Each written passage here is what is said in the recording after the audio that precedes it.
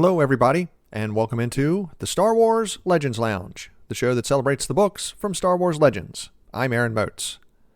The Major League Baseball season is almost a month old. The Baltimore Orioles haven't started off quite as well as many of us fans had hoped, but I think they're about to start climbing up the division standings.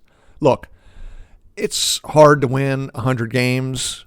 Maybe they don't get to last year's win total, but I think the Birds are going to be a better team than they were last year.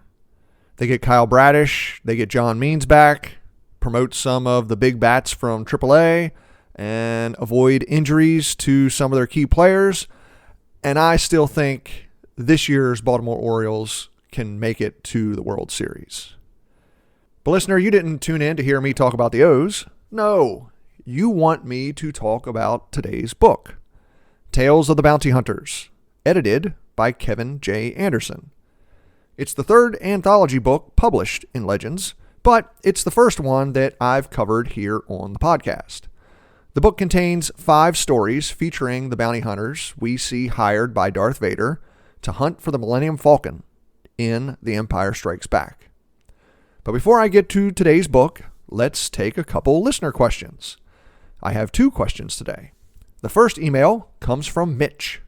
Mitch says, "Hello, Aaron. I love the podcast. I have binge listened like mad, especially the Sith books. But I have a complaint. At the end of the Heir to the Empire trilogy, Thrawn is murdered out of the blue, pun intended, by his bodyguard. I find it a ridiculous twist for a guy that's playing 1,000 moves ahead of the others to not know the backstory of everyone in his command. I just find this ending for Thrawn not in the realm of possibility. What are your thoughts?" Well, thank you very much for the email, Mitch. Like you, the way Thrawn dies at the end of The Last Command doesn't sit very well for me, although I do find it within the realm of possibility. I don't have an issue with the Noghri secretly turning against Thrawn. I don't have an issue with Rook, his bodyguard, surprising Thrawn and killing him. It's just not as satisfying as I think the ending could have been if the New Republic outsmarted Thrawn, the tactical genius. I think that would have been a more artistic, pun intended, ending. So Mitch, the only thing I would disagree with you with is that I don't think it's realistic for Thrawn to know everything about everyone under his command. That borders a bit on omnipotence for me, and while I do like how Thrawn is a very different kind of enemy for our heroes to go up against, I don't like the idea that he can never be outwitted. That whenever you play chess with Thrawn, you're always going to lose. But in general, Mitch, I agree that Thrawn's death at Rook's hand is not as satisfying as I think it probably could have been. Today's second email comes from Daryl, who says, "In episode 51 of the podcast, you're talking about the book Annihilation. When Tefeth shoots the door control panel, you said you were confused when, a few sentences later, someone uses the control panel to open the door. Well, what if her blaster was set to stun? Wouldn't that maybe act as an EMP, so to speak?" Thank you very much for the email, Daryl. Sure, your scenario could work. The text isn't really clear as to what the blaster was set to. Most of the time, when a blaster is set to stun in Star Wars, the author tells you that. So I just assumed that Tefeth had her blaster set at the normal setting. But your interpretation works. However, Daryl, I have one question for you. If a blaster set to stun could act as an EMP, wouldn't the control panel be dead? It may not be destroyed like the way I thought it was, but still, would there be any power left in the panel to open the door?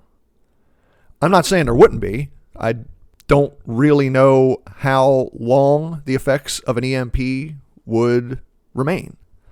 If you can explain it a little more to me, Daryl, I'd love to hear from you. Send me another email. Listener, if you have a question for the show, like Mitch and Daryl, you can email me at swlegendslounge@gmail.com or send me a tweet at legendslounge1. And if you'd like to get your voice on the show, just record a short message and email it in. But please record it in MP3 audio format. And listener, coming up at the end of the show, I've got a new Starfighter Squadron to share with you. You're going to want to hang around for that. But now it's time for today's book, Tales of the Bounty Hunters, edited by Kevin J. Anderson. Grab yourself a drink. Let's head in to the Star Wars Legends Lounge.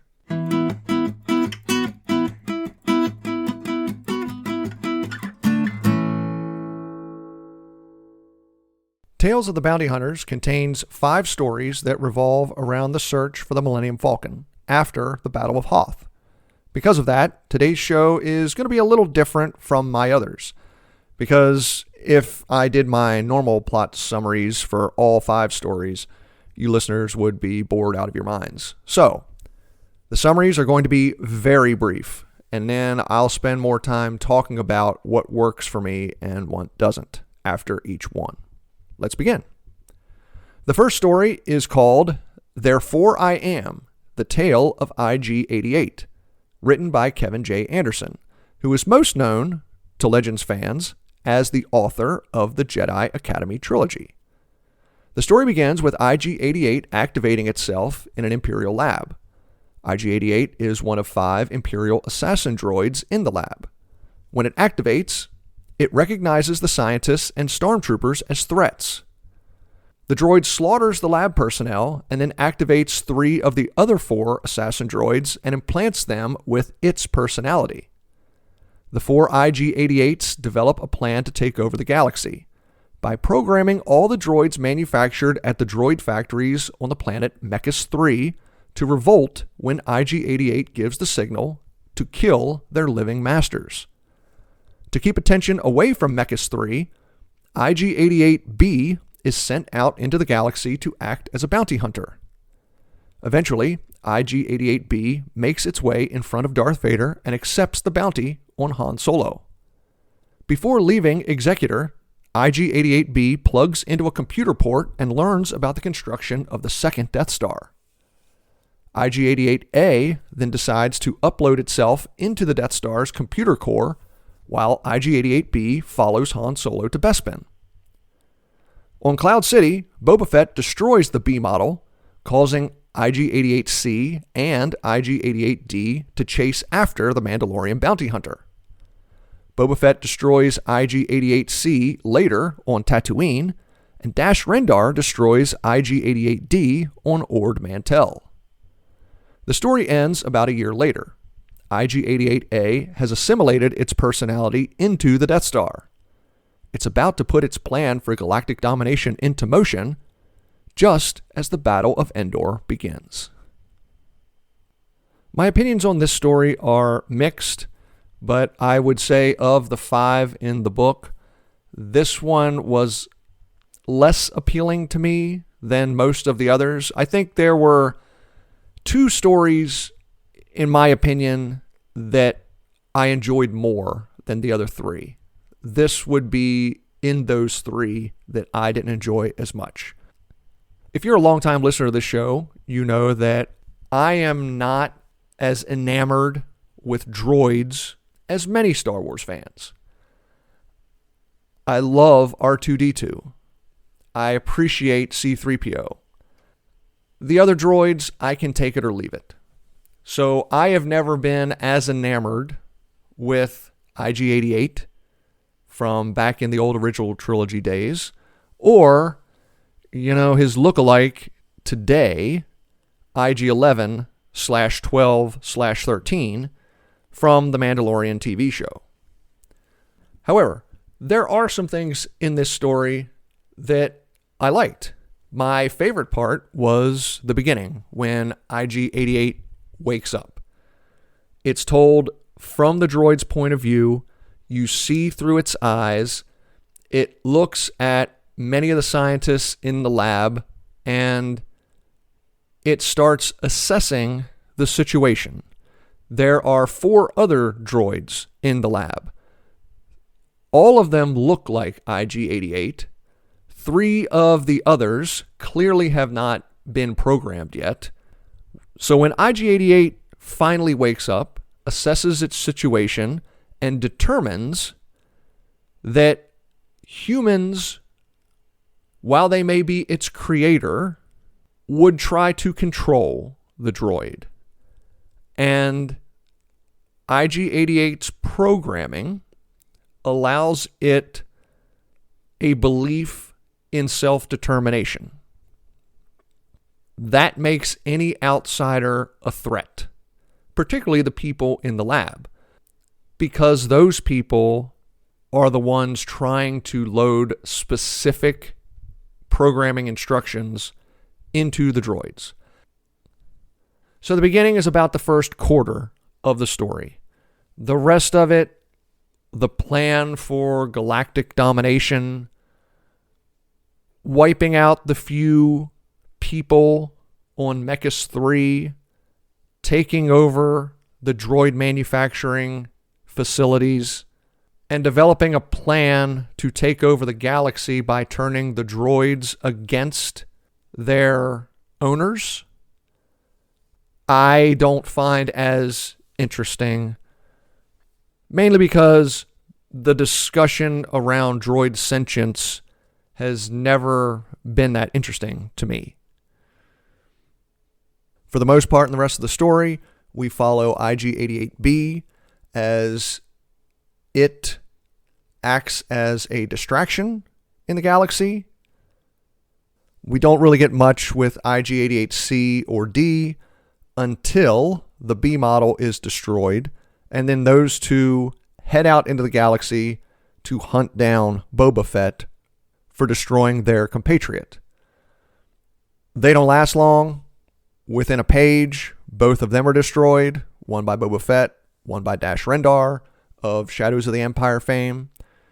And finally, we're left with the original IG-88, who woke up at the beginning of the story, IG-88A, who decides to upload myself into the second Death Star, and that way I could have a more hands-on opportunity to jet around the galaxy and basically blow up whatever I wanted to blow up in order to rule the galaxy. Of course, the story ends as the Battle of Endor begins, and we know how that battle ends. So we don't have to worry about IG-88 taking over the galaxy. If you like droids, if you like IG-88, this is a fine story. It moves pretty quickly. It's not very long. To me, it bogs down slightly in the middle when they go to Mechas 3. But for the most part, the pacing of the story is a pacing that I enjoy. I've said it before, I like stories that move. And this one does. The second story is called Payback, The Tale of Dengar by Dave Wolverton, who was the author of The Courtship of Princess Leia. The story begins with Dengar taking the job to assassinate an Imperial official. When Dengar catches the officer, he sees a vision of his old obsession, Han Solo. Years ago, Han and Dengar competed in a high-stakes swoop race. Just before the finish line, Han cut off Dengar, causing the bounty hunter to crash. The Empire put Dengar back together, removing parts of his brain that felt positive emotions. After his recovery, Dengar vowed to get revenge on Solo. The opportunity presents itself as Darth Vader offers a bounty for Solo and the Millennium Falcon. Dengar follows the Falcon to Cloud City, but loses out to Boba Fett. Enraged, Dengar searches for Fett around the galaxy, eventually following the Mandalorian to Tatooine. Finally hoping to get his revenge on Solo, Dengar tries to plant a bomb in Jabba the Hutt's throne room. But his plan backfires, and Jabba orders Boba Fett to take Dengar deep into the Dune Sea and chain him to the ground, subjecting him to the teeth of Tatooine. The wind and sharp rocks start cutting Dengar apart, but the bounty hunter eventually works himself free. Dengar is rescued by one of Jabba's dancing girls, Manaroo. They find the wreckage of Jabba's sail barge at the Great Pit of Carkoon and discover a burnt, naked man, still alive, lying on the sand. Of course, it's Boba Fett. Dengar starts to strangle the Mandalorian, but Manaroo stops him.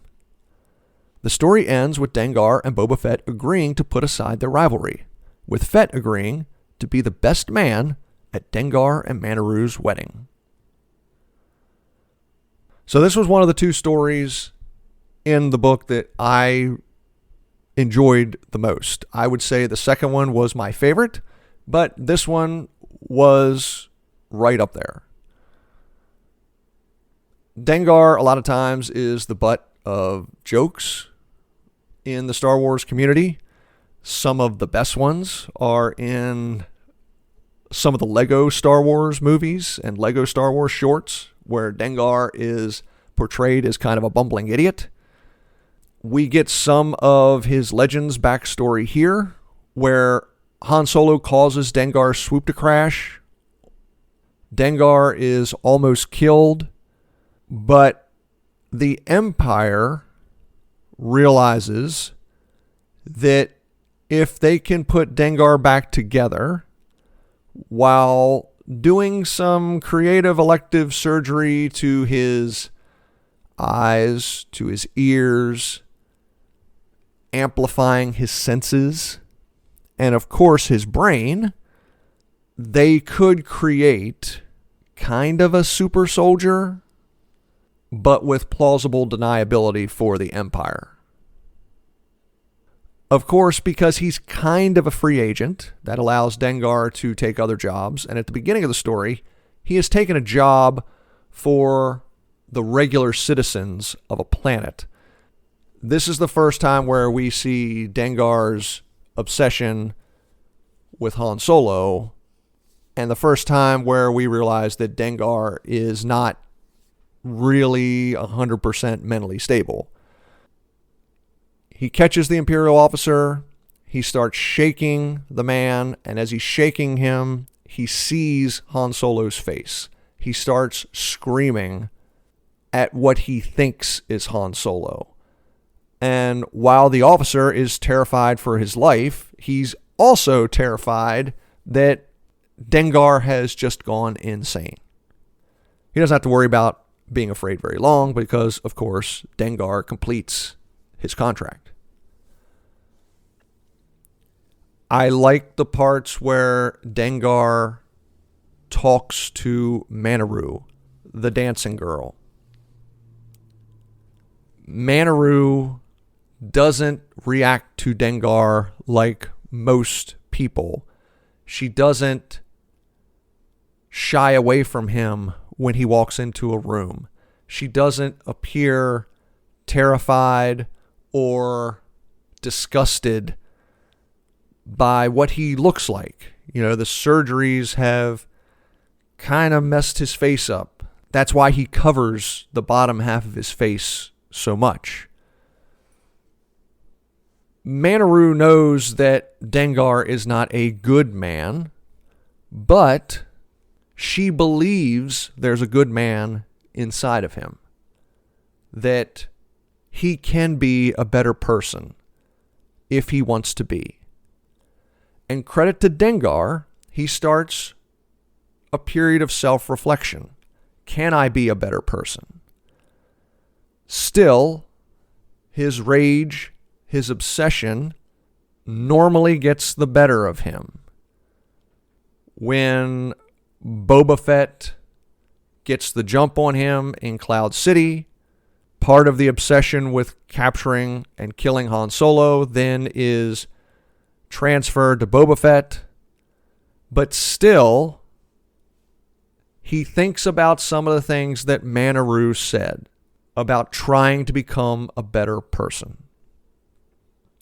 In the end, after Dengar frees himself from the teeth of Tatooine and he's able to meet up with Manaroo again at Jabba's palace.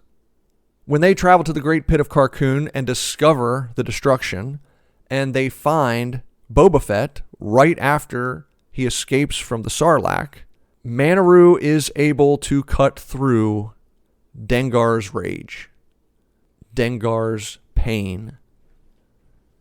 And again, while he is physically incapable of feeling joy, Dengar still knows right from wrong. And Dengar knows if you want to try to become a better person, part of that is forgiving others and forgiving himself. Manaroo is able to help him see that. And the story ends with he and Boba Fett calling a truce to their bounty hunting rivalry. I really enjoyed the theme of this story. I really enjoyed, even though Dengar can't really feel hope, I enjoyed the story of hope within this tale. Time to take a break.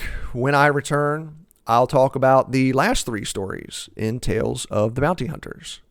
I'm Aaron Moats. Stay tuned. You're listening to the Star Wars Legends Lounge.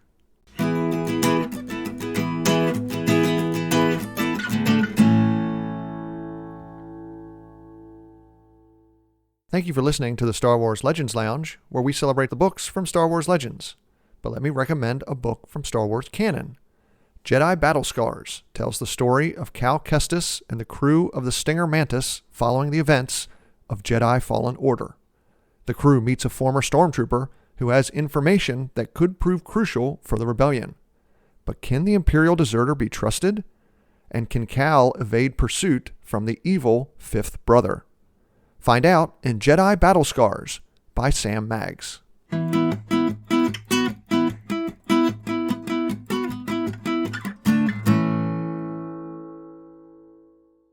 Welcome back to the Star Wars Legends Lounge, the show that celebrates the books from Star Wars Legends. I'm Aaron Moats, and today I'm talking about Tales of the Bounty Hunters, one of the Legends character anthology books, edited by Kevin J. Anderson. Story number 3 is called The Prize Pelt, The Tale of Bossk, written by Kathy Tyers, the author of The Truce at Bakura. Bossk accepts the bounty on Han Solo, not only for the credits, but for the joy of hunting the smuggler and the dastardly Wookiee, Chewbacca. After Darth Vader dismisses the bounty hunters, Bossk heads back to his ship. There, he finds a dark-furred Wookiee and a human female. The woman's name is Tinian, and she's a bounty hunter apprentice to the Wookiee, Chenlambek. The two had arrived on the Executor too late to take the bounty on Han Solo. But Tinian says they have information that Solo and Chewbacca are going to travel to the planet Lamabu 3 to liberate an Imperial Wookiee penal colony. Bossk is skeptical, but agrees to take the two bounty hunters aboard his ship. When Bossk locks the two in their cabin, they use a tiny spy droid to slice into the ship's computer. When the Houndstooth arrives at Lamabu 3, Chen and Tinian turn the tables on Bossk, trapping the Trandoshan in his cargo hold.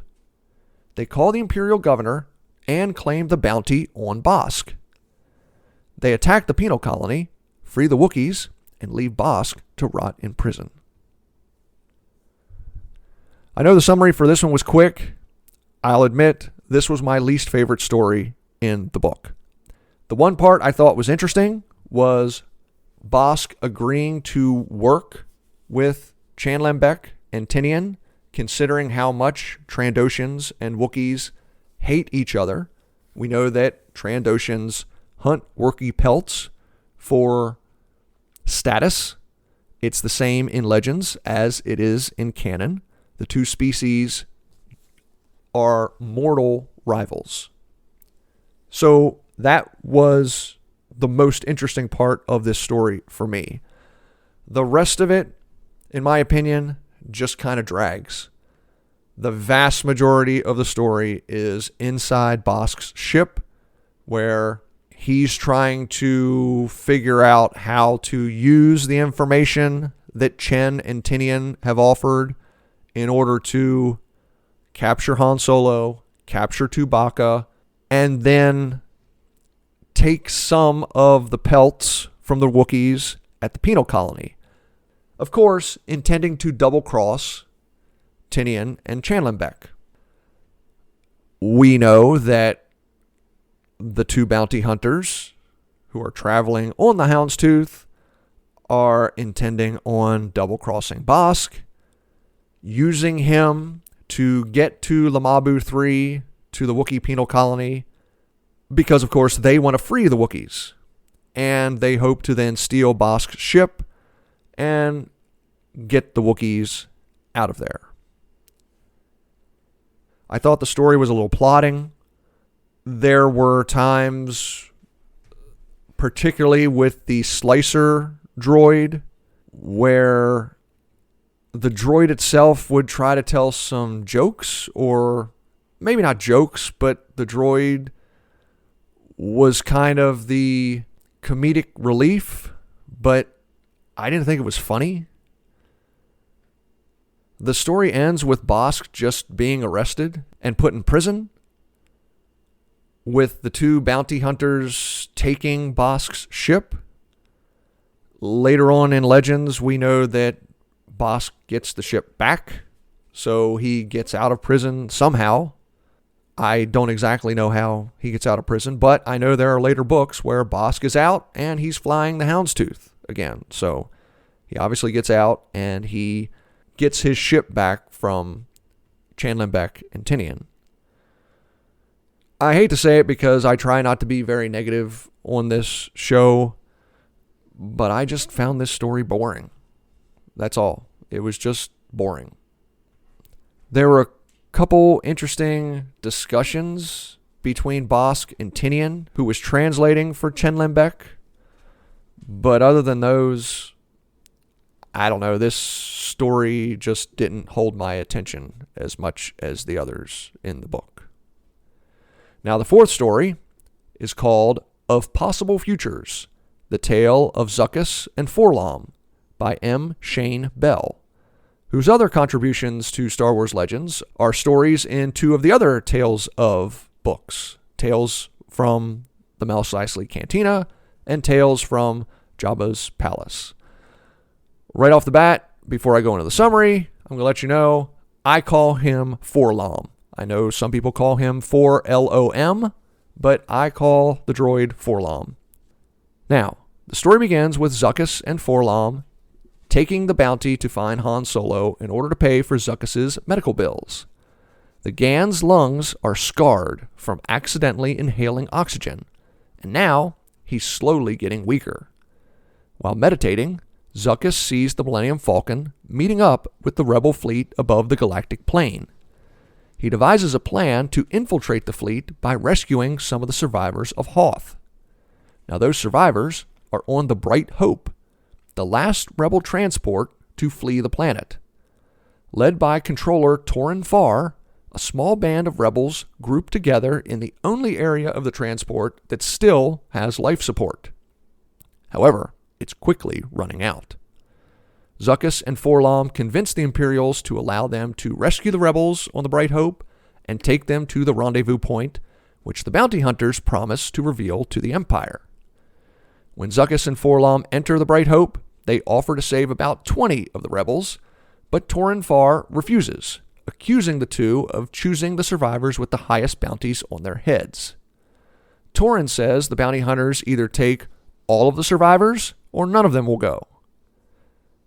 Zuckuss finally agrees, much to 4-LOM's chagrin. Still, the bounty hunters intend to send the coordinates of the rebel fleet back to the Imperials. Now, by the time they arrive at the rendezvous point, Zuckuss's lungs have gotten even worse. But, to their surprise, Leia Organa and General Riken have the Gan admitted to one of the hospital ships. To show their gratitude for delivering the survivors of the Bright Hope, they offer to grow new lungs for Zuckuss. The story ends with the two bounty hunters agreeing to try to rescue Han Solo after Zuckuss is finished healing. This was my favorite story in the book. I've always liked the look of Zuckuss and 4-LOM from the first times I watched Empire Strikes Back. I think Zuckuss specifically, the Gand who breathes ammonia, so he's got that entire face shield on with a breathing tube, allowing him to breathe his ammonia. There are echoes of Jedi teachings in this story. Zuckuss meditates a lot. One presumes it's to try to fend off the pain from his damaged lungs, but he also has found some peace in his meditations. They allow him to see possible futures. He gets a feeling that the Millennium Falcon is going to meet up with the rest of the Rebel fleet above the galactic plane. Which, of course, the reader then asks the question, does Zuckuss have some innate force ability? And maybe he doesn't realize it. Maybe he doesn't understand it. Or if he does, maybe he just decided he wasn't going to train as a force user. Or maybe he's just doing something different. Maybe it has nothing to do with the force.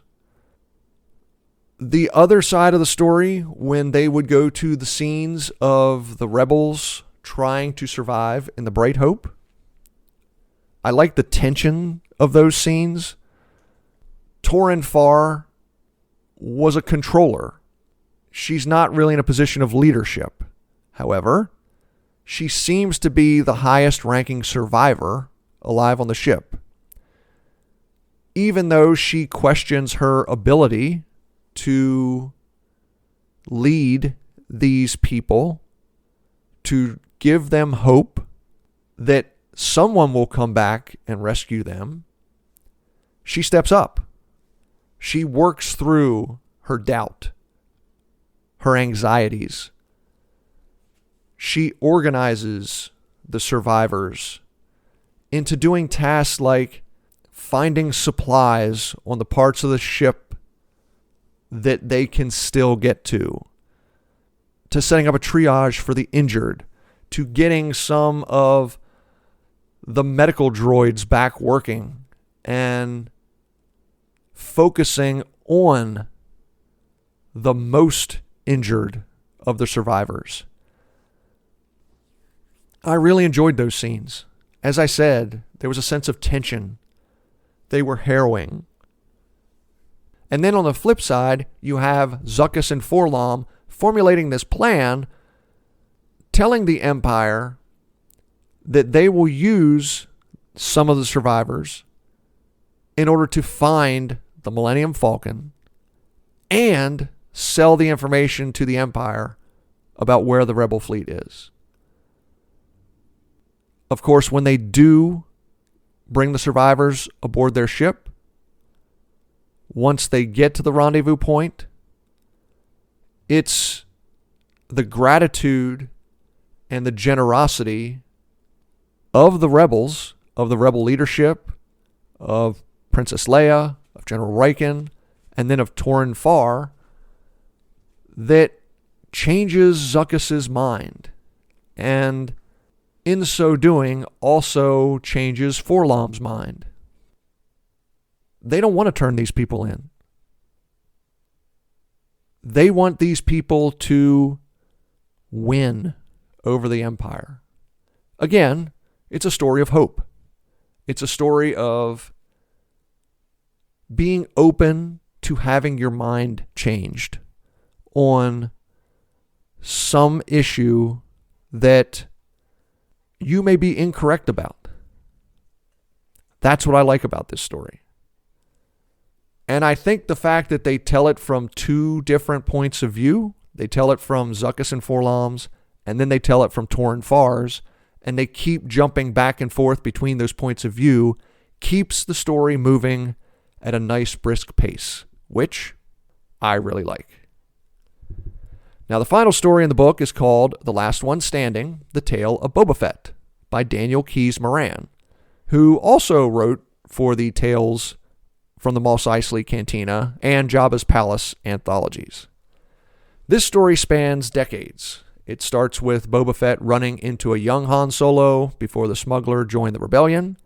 It jumps ahead to after the Mandalorian delivers Solo to Jabba the Hutt, gets swallowed by and then escapes the Sarlacc pit, and eventually makes his way off Tatooine. Jump ahead 15 years later, and Boba Fett captures a Devaronian war criminal, while Han finds himself free from Leia, Chewie, and the kids for a few days, and decides to visit one of his old stomping grounds. It's basically Han's midlife crisis. After Fett delivers the Devaronian for execution, he receives a signal about Solo returning to that old stomping ground on the planet Jubilar. Now, Boba Fett tracks Solo to a shop. When Han gets a feeling that something isn't right, he feels that it's a setup. He turns to leave the shop just as Fett shoots through a window and accidentally kills his informant. Boba Fett then chases Han out of the store and catches up with him outside. Both of them pull their weapons and freeze, the muzzles of their blasters only inches from each other. However, neither pulls the trigger. Staring each other down, the story ends with the two old adversaries agreeing to lower their weapons and walk away. This story was fine. I liked it more than the Bossk story. I thought it was a little more interesting than the IG-88 story, but I didn't like it as much as the other two. For those of you who may not know, because this is Legends, Boba Fett's real original identity was Jaster Muriel. There is some talk of that at the beginning of this story, but it quickly goes away, and he's just referred to as Boba Fett from the rest of the time there.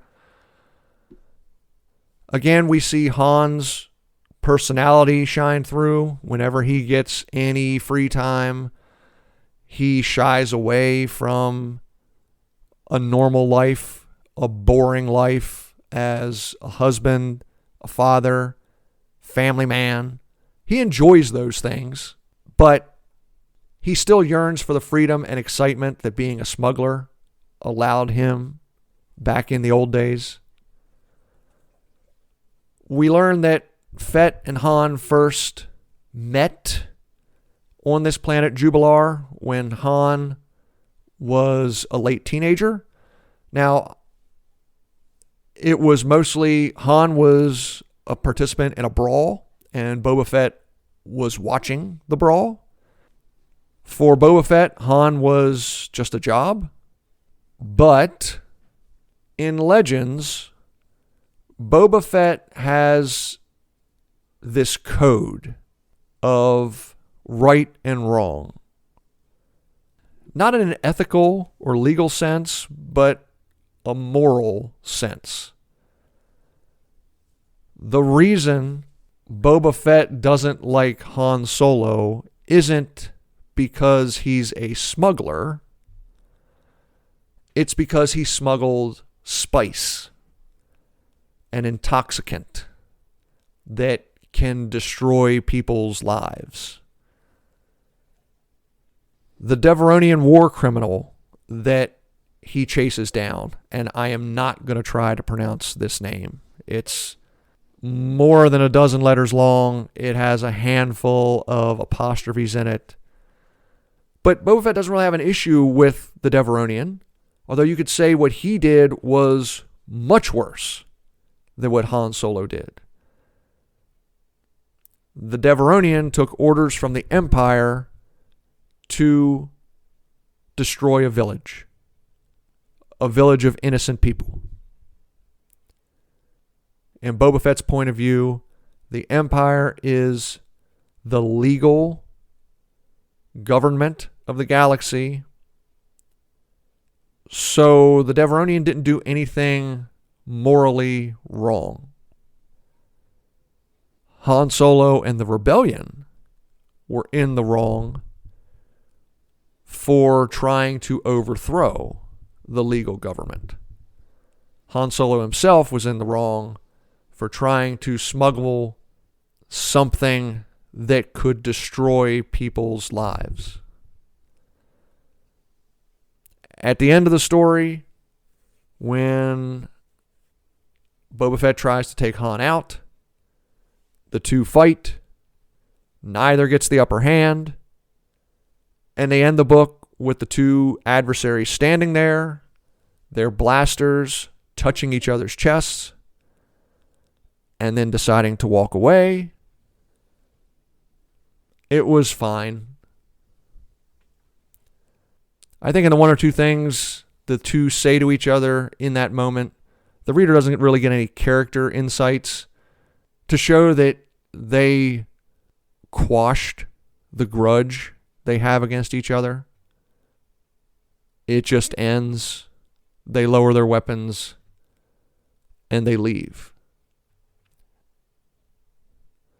And while I like that characters have a certain code, characters live their lives a certain way, that they have their own sense of what is right or wrong, I think the way Boba Fett's is portrayed in this story doesn't really work for me. However, you reader, if you like Boba Fett tales, if you have any interest in who Boba Fett was prior to the movie Attack of the Clones, when we see Boba Fett's canon origin, if you have any interest in when he was somebody different, when he was the journeyman Jester Muriel, give this story a try. And there are other stories about Jester Muriel in Legends as well. Now, it's almost time to go, but first, I've got a new Star Wars fighter squadron to share. Today's squadron comes from Harry in Australia. Harry is calling his group Royal Squadron. Here we go. Gold Flight.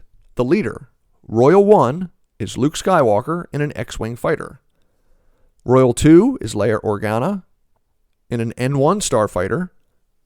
Royal 3, Din Djarin, also in an N1. And Royal 4, Rick Ali, also in an N1 starfighter. Silver Flight. Royal 5 is Hera Syndulla in a B-Wing starfighter. Royal 6 is Sabine Wren, and Royal 7, Tali Lintra, both flying A-Wings. And Royal 8 is Anakin Skywalker and Ahsoka Tano in a two-person Y-Wing bomber. Bronze Flight features Royal 9, Wedge Antilles, Royal 10, Biggs Darklighter, Royal 11, Poe Dameron, and Royal 12, Antok Merrick, all flying X-Wing starfighters. And finally, Platinum Flight consists of Royal 13, Cassian Andor, K2SO, Bistan, and Melshi in a U-Wing. Royal 14 is Oddball flying a Republic gunship carrying Captain Rex and Delta Squad. Royal 15 is Hawk in a Z-95 Headhunter. And Royal 16 is Jag Fell in a Z-95 Headhunter. Great list, Harry. Thank you very much for sharing Royal Squadron with me. Now, listener, if you have a Star Wars character group you'd like to share, a fighter squadron, Mount Rushmore, road trip crew, sabacc game, mixtape, or if I've said something you disagree with, email me at swlegendslounge@gmail.com or send me a tweet at legendslounge1. And of course, send me your questions, your unpopular opinions. I love hearing from everyone. Now, coming up on the next episode, we'll be sticking with the scum and villainy with The Bounty Hunter Wars, The Mandalorian Armor by H.W. Jeter. You can look forward to that episode coming out on May 3rd. Thank you so much for listening to the Star Wars Legends Lounge. I'm Aaron Moats. May the Force be with you. And remember, there's always a bit of truth in Legends.